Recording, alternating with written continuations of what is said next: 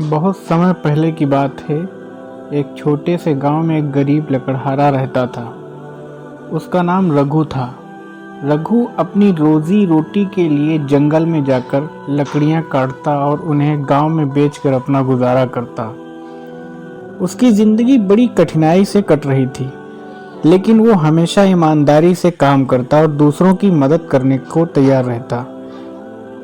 रघु का परिवार भी उसकी तरह गरीब था। उसकी पत्नी और 2 बच्चे अक्सर भूखे रहते। उनकी झोपड़ी इतनी पुरानी थी कि बारिश के दिनों में छत से पानी टपकता था, लेकिन रघु को पता था कोई ना कोई विकल्प जरूर निकलेगा।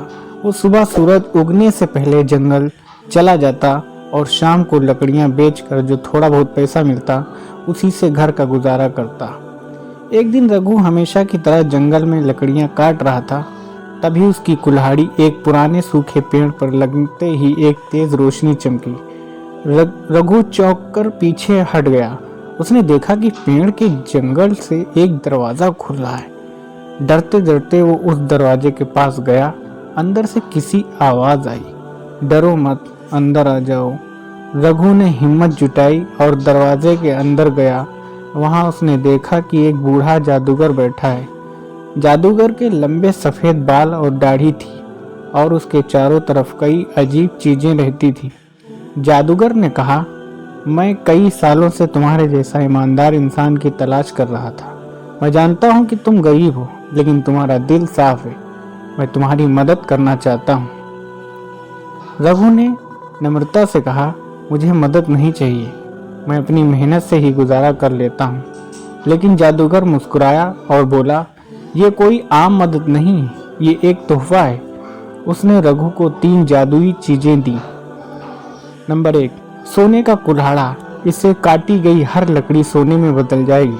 नंबर 2, जादुई थैला, इसमें जितना सामान डालो वो कभी खत्म नहीं होगा। नंबर 3, खुशियों की बांसुरी, इसे बजाने से आसपास के लोग खुश हो जाएंगे और हर गम भूल जाएंगे। जादूगर ने रघु को ये चीजें देखकर कहा, इन चीजों का इस्तेमाल हमेशा भलाई के लिए ही करना है। अगर तुम लालच में आए या किसी का नुकसान पहुंचाया तो ये सब तुम्हारे पास से चला जाएगा।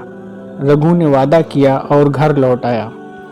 घर आकर रघु ने सबसे पहले सोने का कुल्हाड़ा आजमाया। उसने एक सूखी लकड़ी पर कुल्हाड़ी चलाई और वो सोने की हो गई। वो बहुत खुश हुआ। धीरे धीरे उसकी गरीबी खत्म हो गई। उसने अपनी झोपड़ी को एक बड़े घर में बदल दिया और अपने बच्चों की पढ़ाई शुरू करवाई।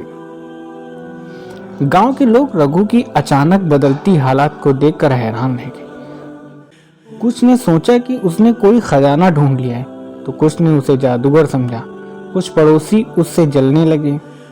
एक दिन रघु का लालची पड़ोसी रामू उसके घर आया और जादुई थैले की बात जान गया। उसने रघु से वो थैला मांगा, लेकिन रघु ने मना कर दिया।